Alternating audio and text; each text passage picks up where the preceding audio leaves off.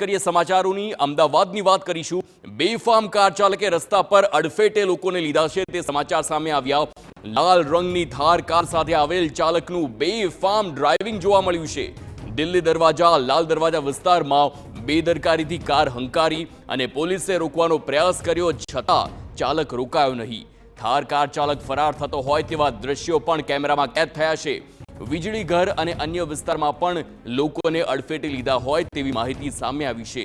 તો કારનો નંબર છે GJ27DM9988 હોવાનો આ ખુલાસો થયો છે।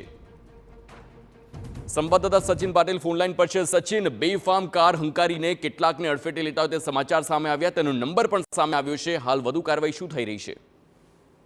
જો અત્યારે જે વિડીયો સામે આવ્યો છે લગભગ 1 વાગ્યાની આસપાસ દિલ્હી દરવાજા અને લાલ દરવાજા વિસ્તારમાં આ જે થારનો ચાલક છે એને બેફામ રીતે ગાડી હંકારી છે। આપ જોઈ પણ રહ્યા છો જે વિડીયોમાં ઓટો રિક્ષા છે એ ઓટો રિક્ષાને ટક્કર મારીને આ જે કાર ચાલક છે એ દિલ્હી દરવાજાથી જે છે એ ઇન્કમટેક્સ તરફ સ્પીડમાં ગાડી હંકારતો જોવા પણ મળી રહ્યો છે। લાલ દરવાજા વિસ્તારમાં પણ પોલીસ દ્વારા પણ એને રોકવાનો પ્રયાસ કરવામાં આવ્યો, પરંતુ એ રોકાયો નહીં અને પોલીસને પણ બેફામ કાર ચાલકે જે ભદ્રમ લાલ દરવાજા વિસ્તાર છે ત્યાં પણ કેટલાક લોકોને ગાડી પૂર ઝડપે હંકારીને અડફેટે લેવાનો પ્રયાસ પણ કર્યો। લોકો ત્યાંથી ભાગ થઈ ગઈ હતી અને ત્યારબાદ જ્યારે એ દિલ્હી દરવાજા તરફ પહોંચ્યો ત્યાં પણ એને ગાડી એ રીતે હંકારી છે કે રિક્ષાને ટક્કર વાગી શકતી હતી। રિક્ષામાં પેસેન્જરો પણ છે, પેસેન્જર્સ પણ બેઠા છે અને એમને જે છે એ સદનસીબે ટક્કર જોરથી નથી વાગી, પરંતુ જો એ ટક્કર વાગી હોત તો દુર્ઘટના મોટી થઈ શકી હોત। પરંતુ આ જે તેજ ગતિએ ગાડી ચલાવવી, તેજ રફતાર જે છે અને આ પ્રકારના જે તત્વો જે છે એમના ઉપર અંકુશ લગાવવાની જરૂર છે।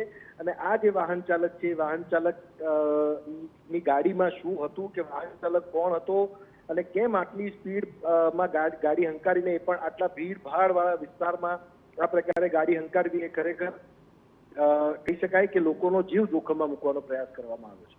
બિલકુલ, આભાર સચિન સમગ્ર માહિતી બદલ।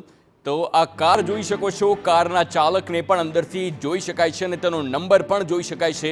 કેવી રીતે અમદાવાદના પૂર્વ વિસ્તારમાં તે બેફામ હંકારે છે, લોકોના જીવને જોખમમાં મૂકે છે, અન્ય વાહન ચાલકોને પણ પરેશાની થાય તે પ્રકારે ધોળા દિવસે આ પ્રકારે ડ્રાઇવિંગ કરવામાં આવે છે। આખરે સવાલ અનેક થાય છે, શું આ શખ્સ ધોળા દિવસે દારૂ પીને આ પ્રકારે ગાડી ચલાવતો તો સવાલ થઈ રહ્યો છે।